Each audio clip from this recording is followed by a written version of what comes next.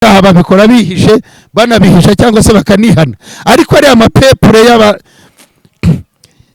abakobwa bamaze gukorana n'imyuka mibi kugira ngo yinjira no mu rusengero ukumva ibyaha biranuka, ukabona n'ishitani ukavuga se yavuye ikuzimu, avuye hehe?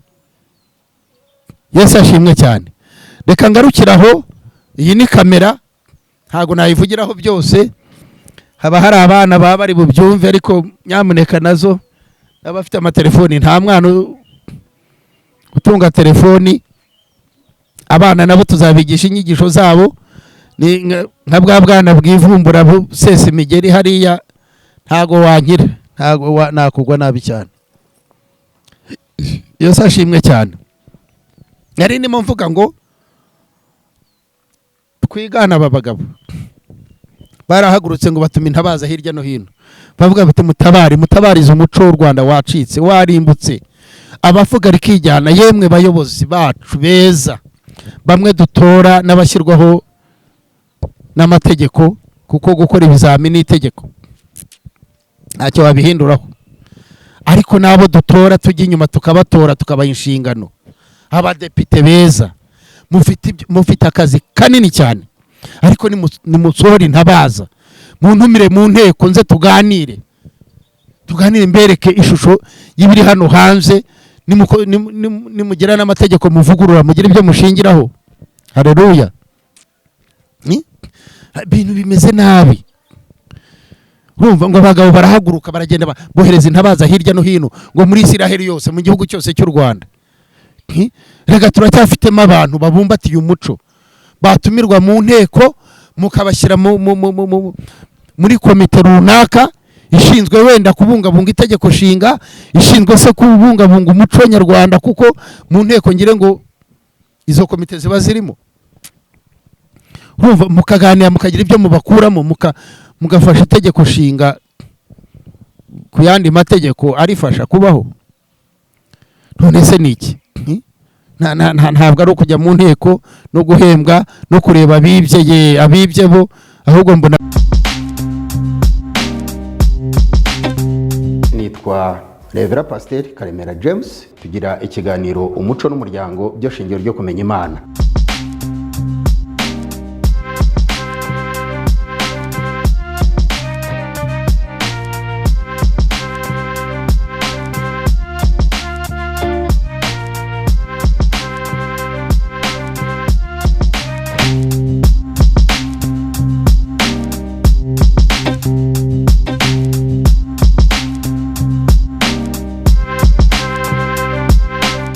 Ikaze mwese hirya no hino mu gihugu cy'u Rwanda. Bizakubwira ibirori biteguye neza nuko uzareba naho byateguriwe. Ibi nimbikubwira ndagira ngo nkurangire ahantu heza ho gutegura ibirori byawe, ndetse bagashyiraho n'umwihariko ku bunararibonye bwabo ubudasa mu gutegura ibirori no kubishimangira. Ahangaha ni kuri Oasis Guest House. Aha kuri Oasis Guest House uhasanga ibyiza byinshi birimo ibyo kurya bisukuye biteguye neza, bakagira ibyo kunywa bimeze neza cyane, bagira kandi jaride nziza zo gukoreramo ubukwe ku bategura ubukwe, bategura ibirori bitandukanye, bakagira sale zo gukoreramo inama, bakagira kandi ibyumba byo kuryamamo byiza cyane.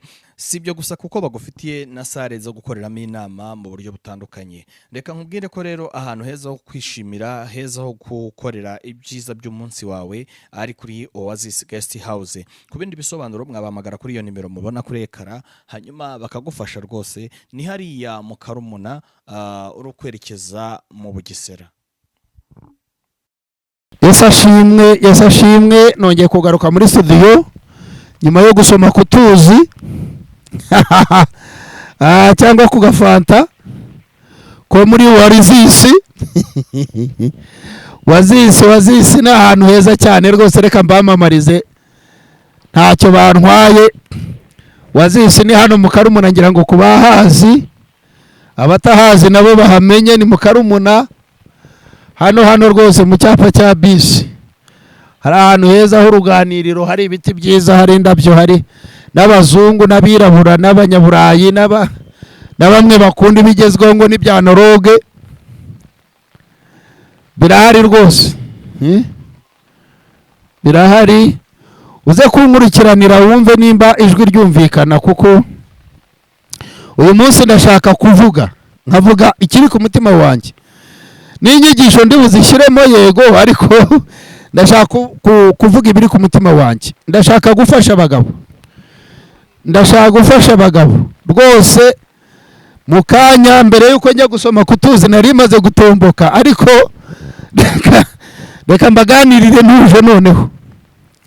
Ibintu nababwiraga batabyumvaga navugiraga mu migani, ariko abanyarwanda bavuga ngo umugani ugana akariho rero niko tugiye kujyamo.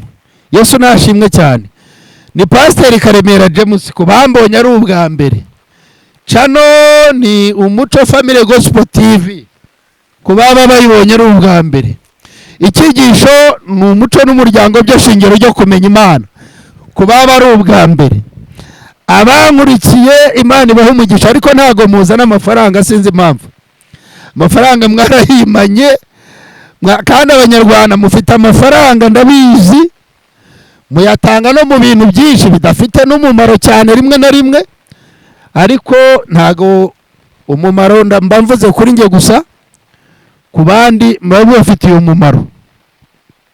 Inshuti zanjye rero, nashoje mbabwira ngo hagomba kuvamo abagabo b'intwari bahagurukira kurwanirira ikinyejana gitaha, cyangwa se igisekuru, reka nayo kuvuga ikinyejana, igisekuru gikurikiyeho kuri twebwe, cyangwa igikurikiye abana bacu, kuko abana bacu sava turahari, turi igisekuru cyabo bazatuvuga, ariko ababo bazakurikiraho. Urumva, narishoje mbabwira mu kiganiro cyatambutse, mbabwira nti nta mpamvu yuko umuntu nk'uriya twamaze kubona tugiye kureba no mu byanditswe tuzi mu gihugu cy'u Rwanda, wicara akavuga ati uyu muryango kugira ngo udacika, reka dushyireho ibintu bitandukanye biwufasha. Muri ibyo bitandukanye narishoreje ku kintu bita ngo ni itsinda cyangwa sisitemu y'abunzi yashyizwe kuri buri murenge, kuri buri karere, kuri buri kagari. Haleluya. Kandi abo bunzi agena yuko atari itsinda ry'abantu bize bavuye ibunaka, ahubwo ari bene data, bagenzi bacu twiyumvamo, tuziho uburanaribonye, tuziho kugira ijambo, tuziho kugira inama. Ariko no gutora abo bunzi ubwabyo bigaragaramo maguye kandi ziturutse muri twe abagabo. Urumva, Yesu nashimwe cyane. Uyu munsi umuntu arajya gutora umwunzi, agatora uzamurengera, ntatora uzagirira sosiyete nyarwanda umumaro. Ibyo nibyo twirirwamo, nibyo tubona. Hari abavuga ngo rikijyana, harimo abapasitoro n'abo bakire bo mu giturage, ufite akafite wayifite akagezeho, n'aba bandi bafite imirimo bakoze bagiriye umumaro igihugu, bari hariya mu cyaro wenda batagiseriva hariya, abo bose bari mu bavuga rikijyana. Ariko se ku muryango nyarwanda ukomeje kujya habi, haleluya, ku muryango nyarwanda ukomeje kujya habi, twakora iki? Nimumfashe, ndashaka kugira ngo tuganirire iki kiganiro, noneho tukiganire mu byanditswe byera, tukiganire mu ijambo ry'Imana, nibwo muri bushobore kunyumva. Abumvisha ikiganiro cyatambutse ntongana hafi yo kurwana na mikoro, kuko nta bantu ndi kumwe nabo. Iyo nza gukora iki kiganiro ndi kumwe n'umugabo, ngira ngo ntago twari bukiranuke. Ndashaka ko tuganira mu cyanditswe kimwe cyo muri Samweli. Abemera Imana n'abatayemera mugomba kubikurikira ku ngufu, kuko bibafitiye umumaro. Hari amoko abiri yarwanaga. Yesu nashimwe cyane. Ubwo twageze muri Bibiliya, Samweli wa mbere, wenda kubumva cyangwa se abazi Bibiliya, Samweli wa mbere, urwandiko rwa mbere rwa Samweli, ibice 11, nubwo wahera ku murongo wa mbere ukamanuka, kuko nibwo wabyumva neza. Hari umugabo witwaga Nahashi wo mu bwoko bw'Abamoni. Yari umugabo mubi, nshobora kugeranya na Rushuferi cyangwa Shetani uno munsi muri twebwe, urimo kudutwaza agahato. Haleluya. Noneho hakaba n'ubwoko bw'Abayebesi. Abayebesi tuvuge ngo Abanyarwanda ni urugero. ariko ubwo ntago ndi bujye muri politikira.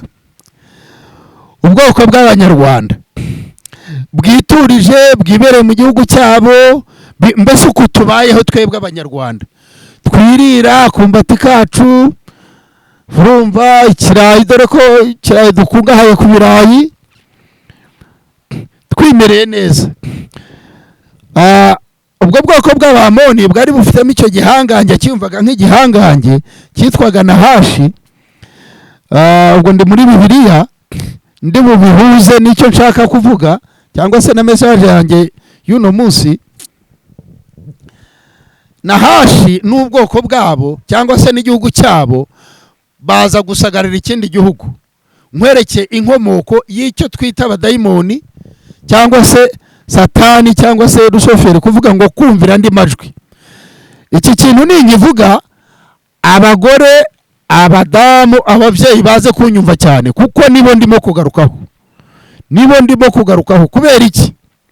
Kubera ko nibo bakoresha cyane ikintu bita amatwi, kumva cyane. Ngira ngo abahanga bajya bavuga ngo abagabo barisha amaso, abagore bakarisha amatwi. Ahantu ndimo kuhitsa kubera iki? Kubera ko ndashaka kuhahuza n'ijambo ryanjye n'inyigisho yanjye n'ikiganiro cyanjye cy'uno munsi, cyangwa se ubujyanama bwanjye ku bagabo. Haleluya. Iyi nkuru icyo nayizaniye, ndashaka kugira ngo nereke aba bagabo ko dufite ubushobozi bwo kwishakamo igisubizo cyo gusenyuka k'umuryango nyarwanda, kandi tukakibona. Haleluya. Kubera iki? Ko naba bwari ubwoko buke, cyari igihugu gito nk'iki cy'u Rwanda. Haleluya. Ndetse bagombye gusaba izindi mbaraga ahandi hantu. Nta bantu babaho batagira inshuti. Ndashaka kukwereka yuko wagombye kureka kugira inshuti akabari, wagombye kureka kugira inshuti byeri cyangwa se biya cyangwa icupa. Haleluya. Ahubwo ukagira inshuti y'umuntu mugenzi wawe. Nicyo cyagufasha kuva mu kibazo, kuruta icupa, kuruta urumogi, kuruta n'ibindi bitabapfu, ubusambanyi. Urazirukamo, ariko ejo zizakwishyuza, nizo ubwazo zizatangira kukwishyuriza. Yesu nashimwe cyane. Hano rero iyi nkuru iravuga ngo nuko uwo mugabo wari uhagarariye abamoni, twabagereranya na bene data bo hakurya yacu hano. Urumva yivamo, aravuga ati dutere kariya gahugu. Kubera iki kariho mu mahoro? Society nyarwanda yari iriho neza, yari ifite kirazira. Abayobozi barirwa baririmba, mwite kuri kirazira, mugire mute. Ariko ndashaka kugira ngo mbwire abayobozi ngo ibyo ntacyo bimaze. Ibifite icyo bivuze ni ugutera intambwe mugashyira mu bikorwa. Yesu nashimwe. Umunsi muzabona minisitiri avuye muri biro akajya mu nteko y'abaturage, akajya kubaganira no kubaha ingero, muzamenye ngo ikibazo cyavugutiwe umuti. Yesu nashimwe cyane. Ndavuga Yesu ashimwe kuko nge ndamwemera. Hano inkuru y'umuri yavuga ngo Sawuli akiza abiyabeshi, Kagame akiza abanyarwanda. Haleluya. Uyu Sawuli hari abo yahanganye nabo, abo sindi bubavuge mu buryo busanzwe, mu ngero natangaga bose ndi batange ingero, ariko nta nicyo bintwaye. Nshatse nshobora kugereranya rwose, ngiye muri politiki gacyo nshobora kubigereranya, kavuga nti Sawuli uyu nguyu yaraje gutabara abiyabeshi, ubwoko bwarenganaga, ariko yarahanganye n'uwo bita Nahashi w'umwamoni warenganyaga bwa bwoko. Data hari icyo ntavuze ubwo ngubwo kubumva ikinyarwanda. Yesu nashimwe cyane. Noneho ndashaka kubwira aba bagabo yuko ubu bwoko bw'abamoni burimo butera abiyabeshi umudugudu muto cyane, ariko babyitaga umudugudu mu byanditswe bya Bibiliya, ariko ni igihugu nk'uko tuvuga u Rwanda rwiturije, rufite imico yabo, bafite ibyo baziririza, bafite ibyo bazira, bafite za kirazira nk'izi. Amoko yandi arahaguruka aje kurimbura uyu muryango. rero ikimenyetso cya mbere cyabaye nuko batangiye gukoresha abagore n'abakobwa bo muri icyo gihugu. Yesu nashimwe cyane.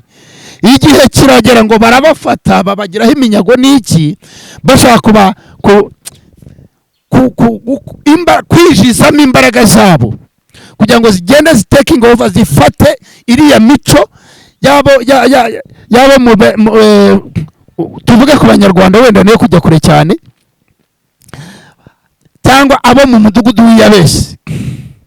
Haleluya.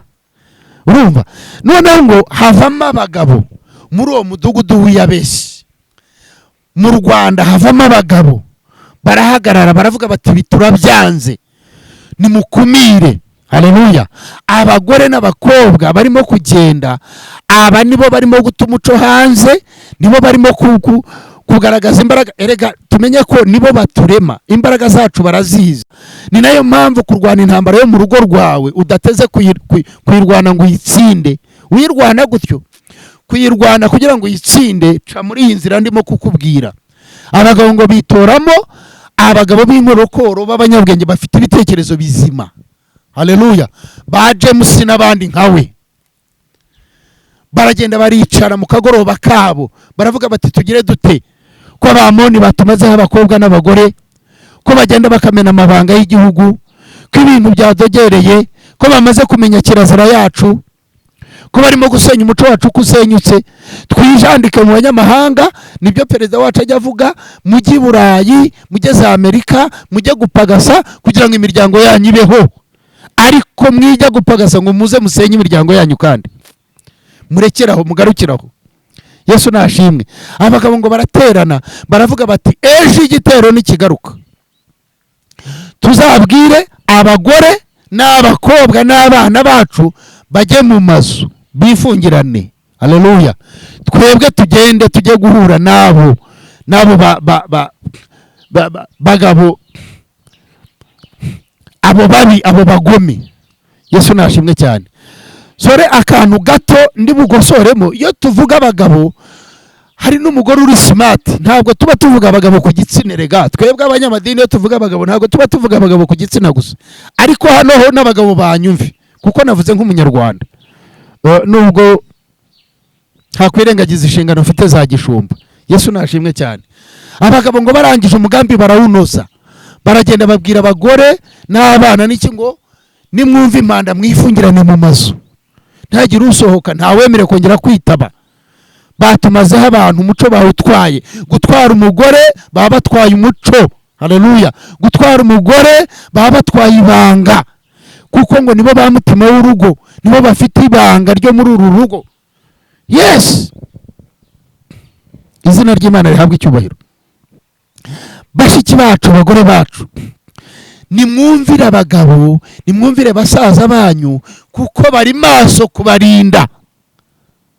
Uyu mudugudu w'Iyabesi mufateho urugero, abanyumva bankurikiye mubibwirane, iyi video muzayisharinge mu magurupu menshi cyane bayumve. Baragenda ngo bahagarara hariya bahura n'abamoni babateye, harimo na wa mugabo w'umugome wo bitaga Nahashi, wasuzuraga ubwoko bw'Imana akoresheje ubutunzi bwe, akoresheje ngo iby'imbaraga. Haleluya. Ngo imirwanisho bihambaye. Abagabo baravuga bati niki mushaka? Ni ukuvuga ngo twaje twiyemeje gupfa, ariko abagore bacu n'abakobwa bacu ntago mwongera kubatwara. Izina ry'Imana rihabwa icyubahiro. Baravuga ngo nta kindi dushaka, turashaka abagore banyu, turashaka abashiki banyu, turashaka abakobwa banyu. Haleluya. Barangije abagabo baravuga bati dusezerane isezerano, tubahereza ikindi mushaka, ariko ntimuzongera gukora kuri aba bagore cyangwa aba bakobwa. Ariko nukubera iki? Nuko umwuka w'Imana yari yaje kuri aba bagabo, arabahishurira, abereka yuko ibitumye igihugu cyabo kiba amahoro birimo kumenwa hanze, birimo kujya hanze. Hari ikiganiro naganiriye ndavuga ni umugabo utagihabwa ibiryo bye mu rugo iwe, biba biribwa n'imbwa. Siko wagira ngo ndi mu rusengero we. Haleluya, haleluya, haleluya. Biba biba biribwa n'imbwa. Abagabo barakara baravuga bati dusezerane isezerano ariko ntago mwongera kubatwara. Ibanga ryabo ryari ryamaze kugenda, ryari ryamaze kujya hanze. Ariko abantu bo muri Ruwazisi ntago bajya berekwa.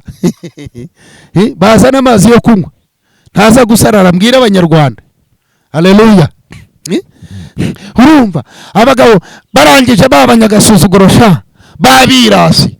Uzi igisubizo barababwiye ngo nimba mushaka ko dusezerana isezerano ngo muremera tubanogoremo ijisho ryanyu ry'iburyo ngo kandi bihinduke igitutsi ku gihugu cyanyu. Waba utarakara koko? Waba utarakara? Mwabagabo mwe bankurikiye mwamaze gucurika imitwe mu maguru mutaki sha yabana ariko mana Uwiteka mwuka w'Imana nsange rwose mvugane namwe nta bwoba nta mususu mfite. Ndi umushumba ndabyemerewe, mumpamagaro mucyo nahamagariwe nicyo nacyo kirimo. Nuko udatinya nukuvuga ukuri. Mwabagabo mwe mwabari mwebwe koko ngo tubanogoremo ijisho ry'iburyo. Buri mugabo wese anogorwemo ijisho ry'iburyo, ntibirangirira aho ngaho ngo ibyo bibabera igitutsi ku gihugu cyanyu. Imana y'u Rwanda tuyitanga inogorwemo ijisho kugira ngo bashiki bacu bajye kwiyandarika hanze hariya. Oya oya kwa James ndahangana namwe na za Kadrake harya barayishenye na handi hose za Sodoma na Gomora na za Metimba n'ahandi nka hose ndajyayo ndarikodinga ya majwi ngenda nyambika ibiti bisigare biyavuga. Ahubwo ariko turwanye n'iki kintu duhangane nacyo. Sikovi yaratanguriye inyuma. Abagabo barabura gusanga abagabo bagenzi babo ngo baganire babagisha inama, bajya inama nk'aba ngabo bo muri uyu mudugudu. Mwarangiza mukajya mu tubari kujya kunywa amayoga n'ibiki. Reka barabadiha se ko babagwa nabi. Abamoni se bagize ngo barahagarara barinjira no mu bitanda byanyu no mu byumba byanyu. Rega nicyo cyari cyamaze kuba muri uyu mudugudu w'Iyabesi. Haleluya. Abagabo ngo basabiranwa n'uburakari. Umva babagabo bafitemo igihugu cyabo, bafite gukunda igihugu, bafite guharanira umuco wabo, bafite gukumira kirazira bakayirinda, bafite kurinda itegeko nshinga ryabo, itegeko nshinga ry'igihugu cy'u Rwanda ndarikunda we wagira ngo ryavuye mu ijuru. Ni nk'iry'Imana neza. Harya ry'Imana abatangiranye nanjye ibiganiro bya kera bararyumvishije. Nararivuze kandi nzarisubiramo. Yesu ashimwe mwabagabo mwe mu nyumva. Yesu ashimwe mwabinyabwoba mwe namwe. Nimureke ubwoba bwanyu isi tabarangiriraho. Yes. Mwumve iyi nkuru muyikurikire kandi mwige. Nabagwe ngo mwigire hino twige. Mwumve iyi nkuru muyikurikire. Nguko narimbabwiye rero nababwiye ko iki kiganiro tugendera ku mirongo ya Bibiliya kugira ngo tuganire mfasha abagabo. Tugereranyije abanyarwanda n'uyu cyangwa se u Rwanda n'uyu mudugudu w'Iyabesi. Haleluya. Reka dusome kugira ngo noneho mwumve icyo nshaka kuvuga icyo ari cyo. Nababwiye Samuel wa mbere ibice 11 uhereye ku murongo wa mbere ukagenda ukageza no washaka ukageza ku wa 11. Ariko ntago ndi bugereho ndasoma imirongo mikeya ishoboka. Umurongo wa mbere haravuga ngo hanyuma Nahashi umwamoni arazamuka agerereza ahateganye n'Iyabesi y'Igalilaya. Ab'Iyabesi bose baramubwira bati dusezerane isezerano maze tuzagukorere. Nahashi umwamoni arabasubiza ati niba mwemera ko mwanogorwamo amaso y'iburyo tuzasezerana mbihindure igitutsi ku Bisiraheli bose. Abakuru b'Iyabesi baramusubiza baramubwira bati ube uretse iminsi 7 kugira ngo dutume intabaza zigende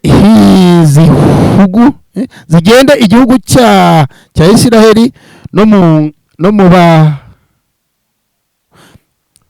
mu ngabano zacyo zose. Nuko nibaramuka habuze uwo kudutabara tuzagusanga. Haleluya. Nuko intabaza zijya i Gibeya kwa Sawuli batekerereza abantu ayo magambo. Abantu bose batera hejuru n'ijwi rirenga bararira. Uwo mwanya Sawuli aza akurikiye inka azivana mu murima, arabaza ati, abantu bahabaye bate ko barira? Bamutekerereza iby'iyabesi. Sawuli yumvise ayo magambo, umwuka w'Imana amuzaho cyane, uburakari buramuzabiranya cyane. Yenda inka ebyiri arazitemagura, aziha impuruza, azohereza mu gihugu cya Isiraheli cyose, arazibwira ati, utazatabarana na Sawuli na Samweli, uko niko inka ze zizagenzwa. Maze bafatwa n'umushitsi uvuye ku Uwiteka, bahagurukira icyarimwe nk'umuntu umwe. Nshatse narekera aho ngaha kubankurikiye, ariko reka wenda twengezeho gatoya. Sawuli ababarira Ibezeki Abisirayeli bari 3,000, Abayuda bari 3,000. Nuko babwira za ntabaza bati, muzabwire ab'iyabesi y'i Galilaya muti, ejo ku gasusuruko muzatabarwa. Nuko intabaza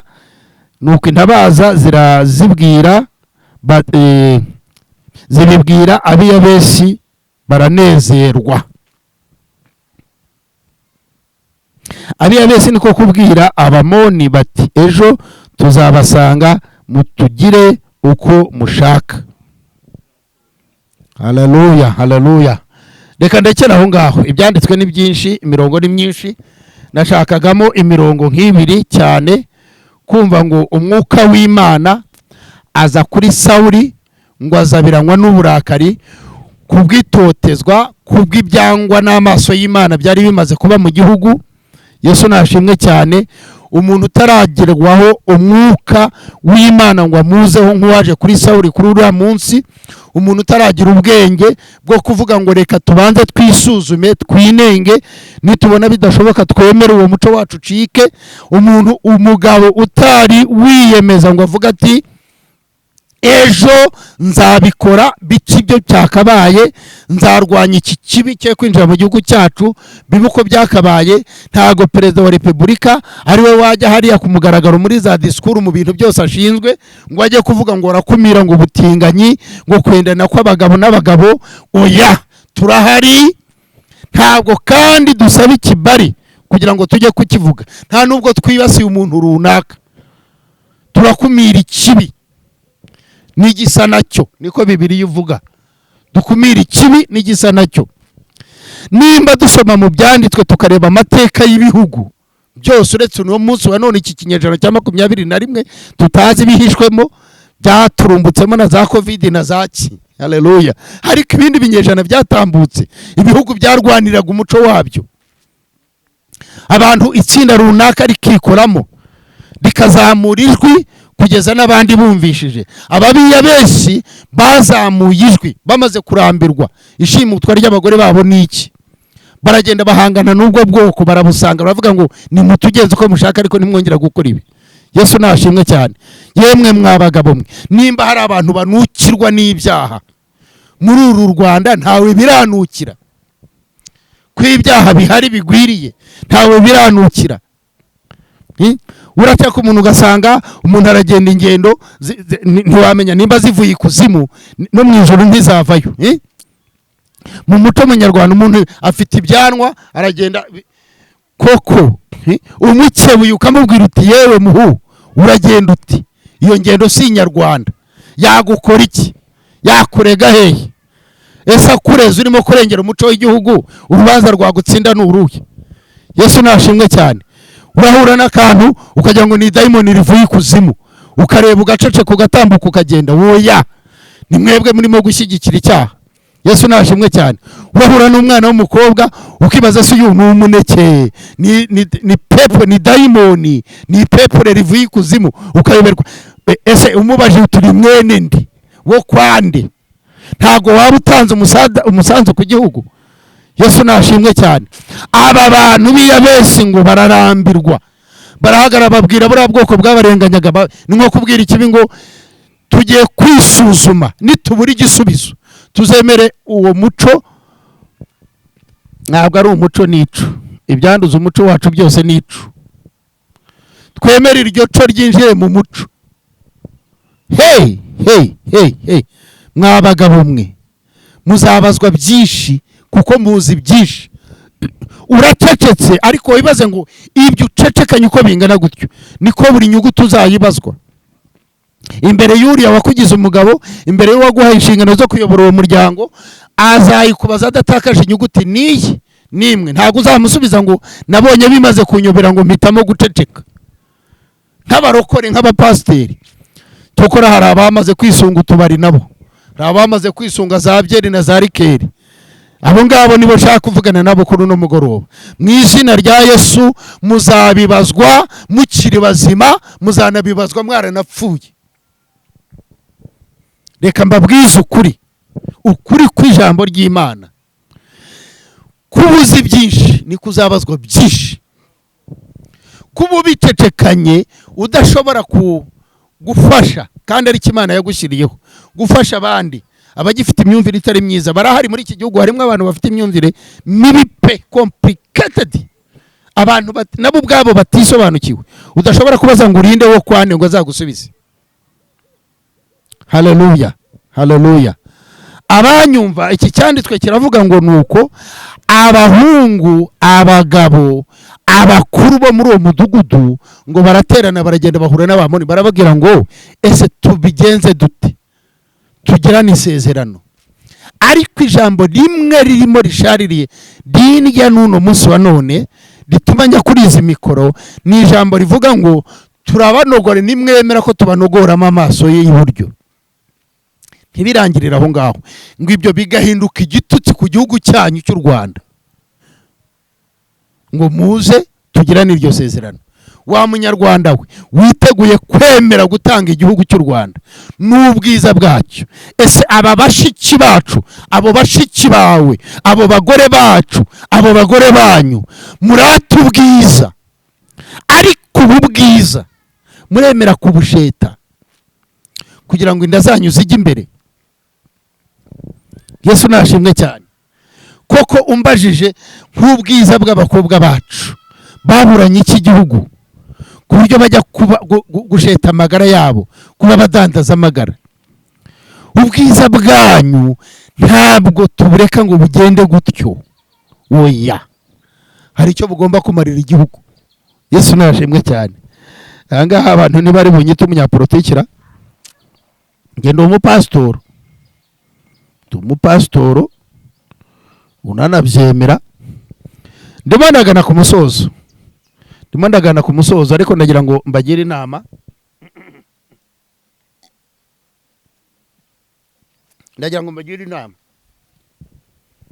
Kameramani wanjye andebere ku kintu bita iminota, kuko uyu munsi nshigaye nshaka kugendana n'igihe. Nshaka kugendana n'igihe muri uyu mwaka kugira ngo igihe kitongera kudusiga.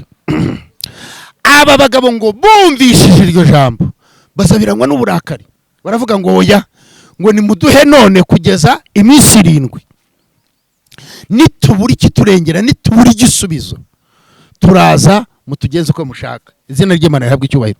Umva umugabo wamaze gufata icyemezo, ganira n'umuryango wawe, teranya umuryango wawe, ubabwira uti imyitwarire, nushaka kubwira umugore wawe imyitwarire y'aba bana bacu ni yawe ubwawe, mu mpereza iminsi nimbura igisubizo uze mu bagabo tuganire, tugufashe, tugende tubicaze. N'abanyarwanda tubafiteho uburenganzira 100%, kuko turi bene se, turi base wabo. Hari ijambo ryiza ry'ikinyarwanda rivuga ngo abanyarwanda iyo ngo bicana bataribwirana, iyo bibwiranye basanga ari abo mu nzu. nta bwoko bwo keretse utiswe umunyarwanda ntafite ububasha bwo kugorora abagore ngo ntabagororotse kandi bagorora ntago ari abagoramye bajya kugoreka. Murekeraho mugarukiraho ngaho mu izina rya Yesu. Ndasenga isengesho ribafasha, ariko reka mbwire uyu mugabo ucecetse ureba ibintu bicika, abantu baraho ingendo zimeze wagira ngo bavuye kuzimu, ni nka dayimoni. Umukobwa aragenda ari umukobwa ukumva abahungu 8, please buri wese aramuha serivisi ye.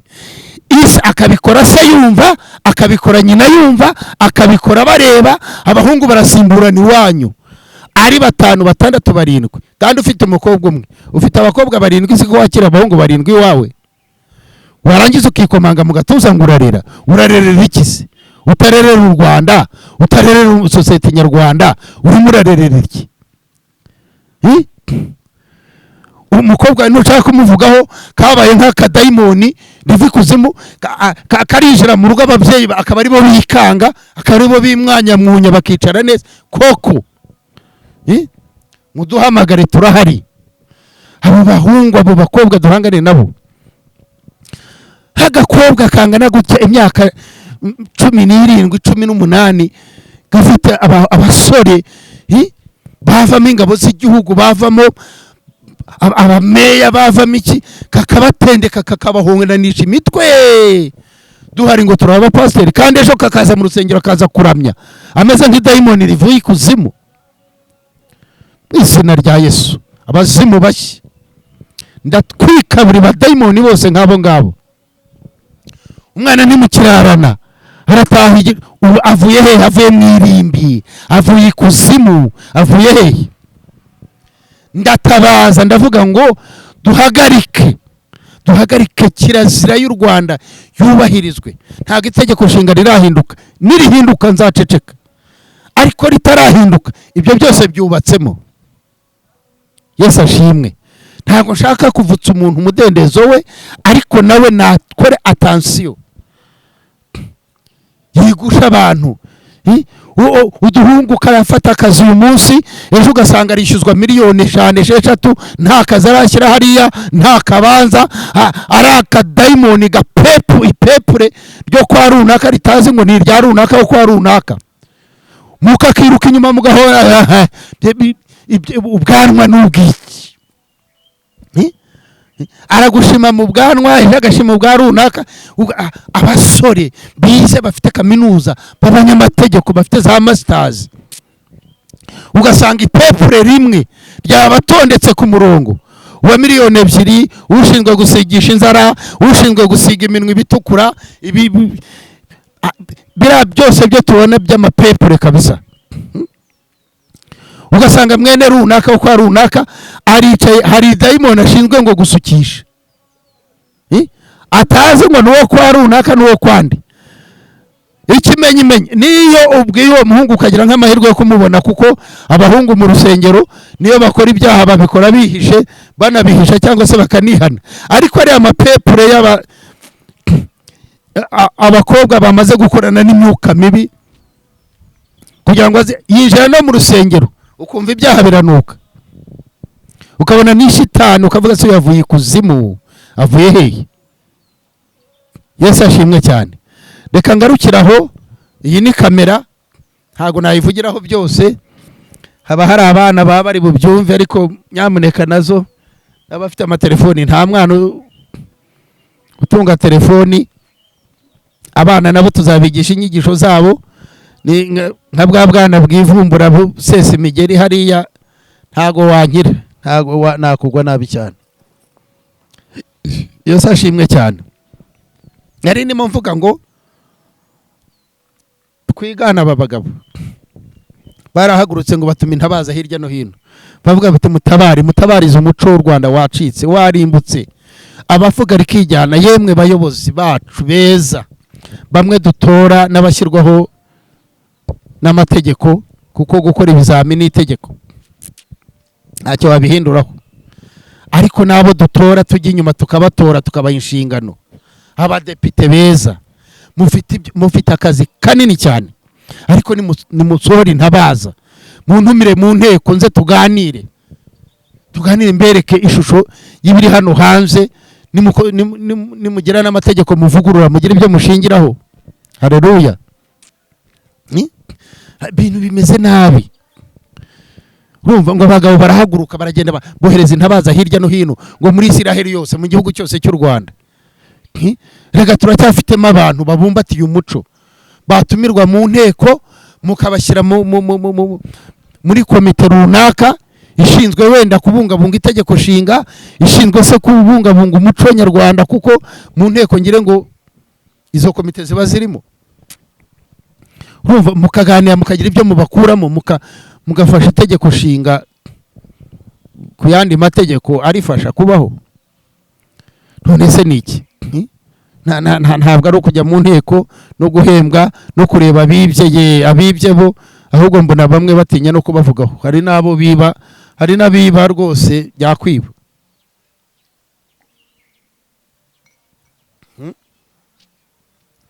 None se uragira ngo murahangana, murabigarura se biribwe n'abandi? Abamaze kwinjira mu myuka y'ubutinganyi yavuye ikuzimu, murabigarura se biribwe n'abandi? Abamaze kwirunga imibiri yabo isigaye imeze nk'insenda zahiye nabi, zahishije nabi, ngo ntibashaka kuba birabura, bashaka kuba abazungu, murabigarura se ngo biribwe n'abandi? Aho ko mutahareba, aho ko mutahicaraho ngo muhatekerezeho. Ndasaba Imana izamfashe umushyikirano utaha nzabe nkurimo rwose. Rwose ndanabisaba kunyumva wese ufite ubwo bubasha bwo kuntumira mu mushyikirano. Ntabwo nzateza imvururu ariko nzatanga ibitekerezo byubaka igihugu, byubaka umuco. Nkeneye umuryango, muhaguruke turengere umuryango. Arabibaza ngo kubera iki nagiye kwigisha umuryango? Nafashe icyemezo cyo kujya kwigisha umuryango kubera ibintu bitatu. Icyambere ni umuhamagaro w'Imana, Imana niho intuma. Kabiri, haleluya, nuko umuryango Satani ariho yamaze kugira imbuga, ikibuga cyo gukiniramo, niho Satani asigaye akinira. Haleluya. Urumva? Icya gatatu nuko abantu bafunze umunwa. Murafunga umunwa se wowe urahari se? Uragira ngo uracecetse se, wagira ngo hari icyo ucecekanye cy'ubwenge? Reka da. Nabo mubona bacecetse ni imishire. Ariko aho gupfa ncecetse nzapfa mvuga, kuko kuvuga kwanjye hari abo bizafasha ejo hazaza. Haleluya. Imana ibahereze umugisha mwebwe abari bankurikiye cyangwa se abankurikira buri gihe mu kiganiro cyacu Umuco n'Umuryango byo shingiro ryo kumenya Imana. Cano ni yayindi, ni Umuco Family Gospel TV. Ikigisho cyangwa se umwigisha nuwo. Nkeneye ko dufasha umuryango wabo, abantu mperuka, abantu tujya mu kazi, tujya gukora, tujya gushaka ubukire, turwana no ko umuryango wacu wabaho neza. Ariko se ubwo bukire urarira amajoro urabushyira hehe? Urabukusanya buribwe nandese? Yesu nashimwe cyane. Hari abo wita ikinyendaro. Ubwa mbere wamaze kumukomeretsa, n'ibyo ukora arabizi ko atari ibye, ariko ejo azabirya utabimuhaye. Naba byicayemo atarabiruhiye, uragira ngo generasiyo izaba ari nziza, wowe uzaba warapfuye, ntabwo uzaba ukiriho wowe nkurikiye. Ariko se ikinyejana cya 22 kimeze gute? Nshuti za ni iki muteguriyeyo? Umukuru w'igihugu arubaka buri kintu, arashyiraho, ariko iyo ngiye mu kintu bita abunzi, ariko ni nako bashyirwaho. None se nimba ishyiraho uzandengera nafashe umwana ku ngufu, agaca urubanza rwo kunca amafaranga make yatagamije kunyunga n'uwo nahemukiye, rega hari umuntu kujya muri gereza akajya gukora uburoko bw'igihano itegeko rigena, ariko hari no kubaka umuryango usigaye, ari ufungiwe umuntu, ari uwahohotewe umuntu. Iyi miryango se yo tuyifashije iki? Aho ko muhirengagiza. Aho niho hanzanye. Reka nsabe rwose abankurikiye, abayobozi beza b'igihugu, bamfashe aho nzakomanga nzakirwe, kubera ko iki kintu ndashaka kugishyiramo imbaraga zanjye zose mu gihe cyose nkiriho, mu gihe nkiriho ngira ngo mu ndahiro z'umuryango tujya turahira gukorera igihugu aho twaba turi hose. Aha hondi nakorera igihugu, aho uri wakorera igihugu, kandi bariya bahisemo FPR kuyita umuryango Imana ibaha umugisha ni yerekwa rikomeye, kuko umuryango ni ikintu kigari, ni ikintu buri muntu wese yiyumvamo. Ni nayo mpamvu rero twese hamwe tugomba kurengera umuryango. Ariko ibyo byose tuvuga byose hari ababikora, abo ngabo nibo shaka guhangana nabo. Urasenya urwundi urwawe biti, urica umwana w'abandi uwawe uzi kubyara kandi udakeneye ko hari umukoraho. Kubera iki? Daimoni izo daimoni izo, abo bazimu bazukuke kuzimu, mukabaha intebe mugasangira nabo, kubera iki? Nshuti zanjye, reka ndekeraho kangarukiraho, ngo kuyavuga se ko kuyamara, ariko ntabwo nishimye.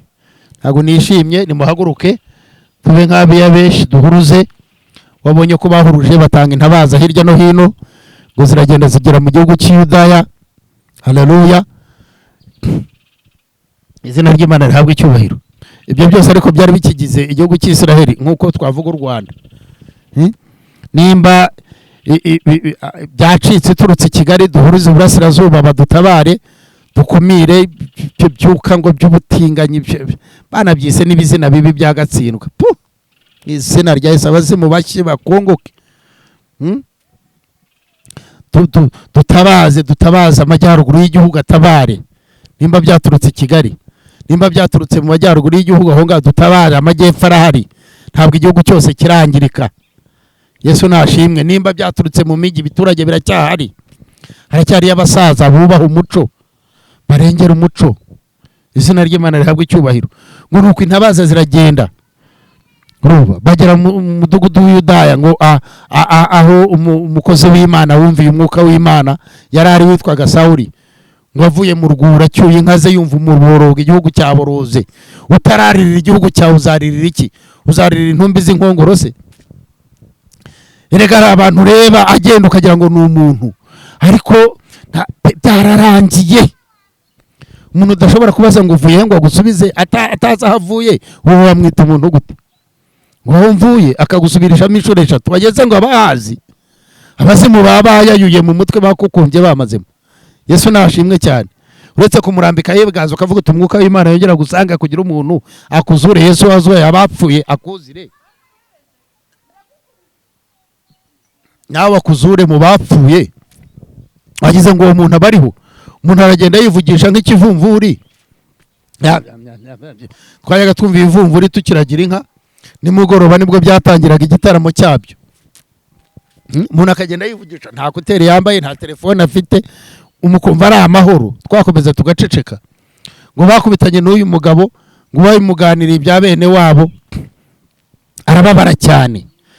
Ngo umwuka w'Imana muzaho, ngo asabiranywe n'uburakari, ngo afata inka ze arazitemagura, yikoreza ibivu n'abantu ati mugende muzunguruke mu gihugu cyose muvuge ngo utari butabarane nanjye guhagarara nanjye ngo turwanye iki kintu, nuko ibyiwe bizagenda, nuko amatungo ye bazayakora, nuko abana be bazabakora, nuko igihugu cyose ngo kirahaguruka. Haleluya, baraza bahagarara nawe, baratabara kandi baratsinda. Ntabwo intsinzi ikurwa mu buriri, ntabwo intsinzi ikurwa mu guceceka, intsinzi ikurwa mu gukora, mu guhatana, mu gukotana. Nicyo gisobanuro cy'inkotanyi. Abantu nuko bavuga inkotanyi mukumva ibindi, ariko no gukotana, no guhirimbanira kujya imbere, apana gusubira inyuma. Imana ibaha umugisha abari bankurikiye. Ndabashishikariza gukurikira iki gitangazamakuru no kugishyigikira. Ariko ndabona benshi baravuniye ibiti mu matwi, ariko uw'Imana ikoraho mudushyigikire, kuko dukeneye ibi byigisho kubishyira muri pratika, kwigisha abantu imbona nkubone. Ko ntabwo navuga amagambo angana gutya mfite igitabo cyanditswe, mfite ruhamwa n'icyungo n'iki se, urajya ngo ubu wamwize se? Ni nko gusoma icyanditswe, ni nko gusoma ivanjiri nkacaho nkagenda. So ab'Imana ikoresha barahari, hari abayemeye umuhamagaro nka Sawuli, bakumva icyo mvuga, muhagarare nanjye turengere umuryango.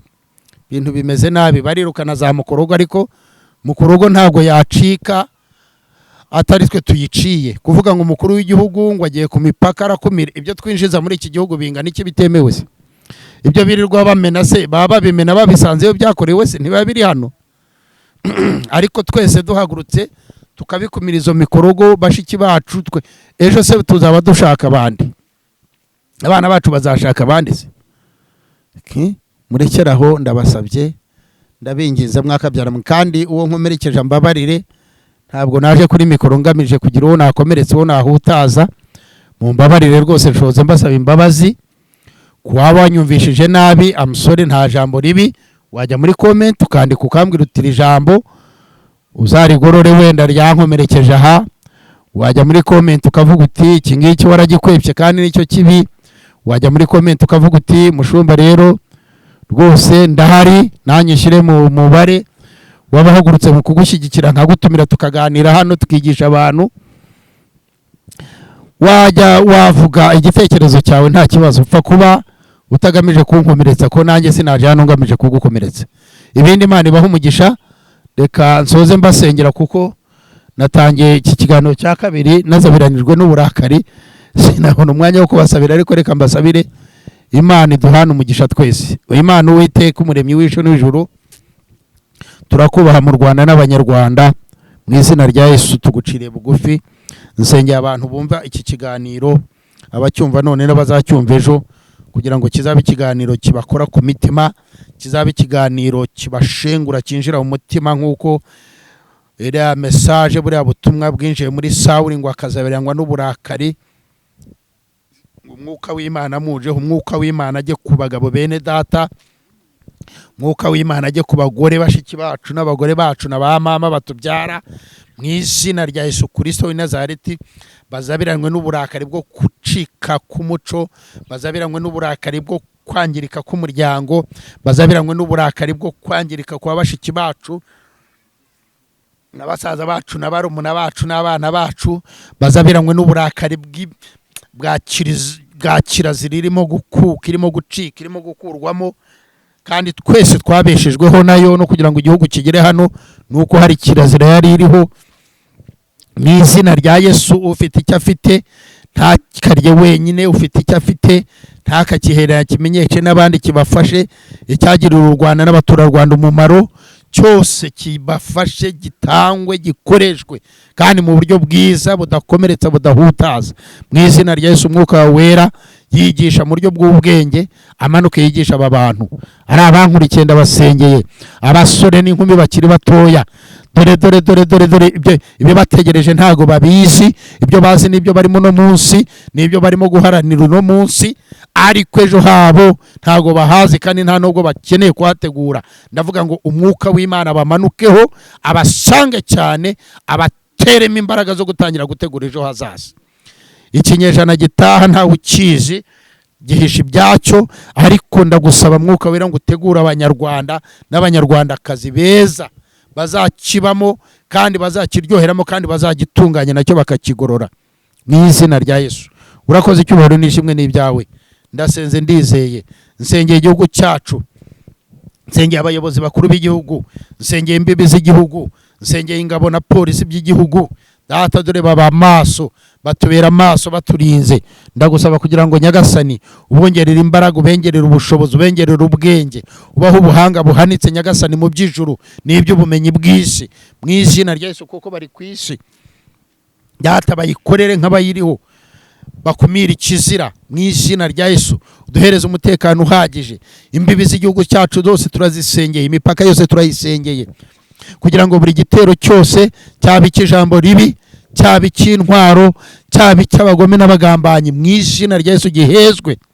Uburinzi budasanzwe, ingabo z'abakerubi z'indwanyi zikomeye cyane zizengurutse ku mipaka y'igihugu cyose cy'u Rwanda, mu izina rya Yesu. Uzengurutse kuri East Africa, uzengurutse kuri Afurika yose, ndetse Nyagasani n'ibihugu bya kure ubirinde, kandi uhoshe umwuka w'intambara uri mu bihugu hirya no hino ku isi mu migabane itandukanye. Mu izina rya Yesu yihoshe, uzane amahoro no kumvikana, utume habamo abagabo b'abahanga mu kunga no kumvikana, ubwunzi bukwire isi yose na Afurika yose mu izina rya Yesu.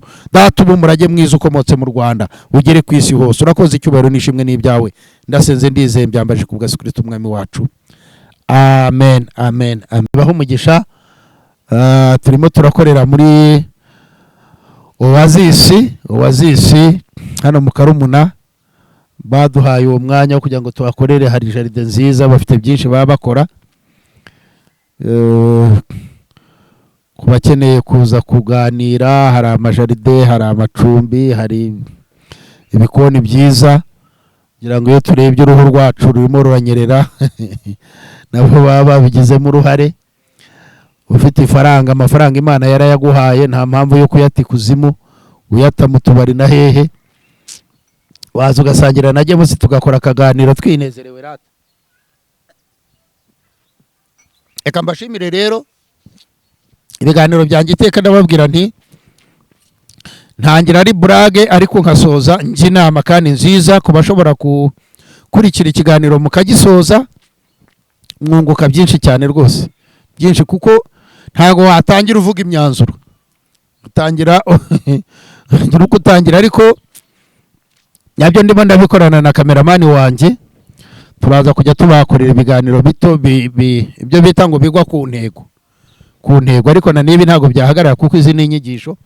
Imana ibaho umugisha rero, mukomeze mukore subscribe, share na comment, n'ubundi bufasha bwose bwashoboka, kubiganira bagenzi bawe, kubarangira aho biboneka, gukurikira channel, kuyitanga hirya no hino kugira ngo abashobora kwiga bakomeze bige. Imana ibahereze umugisha mwese, ndabasabiye kandi mbifurije ishya n'ihirwe. Shalom, shalom, shalom.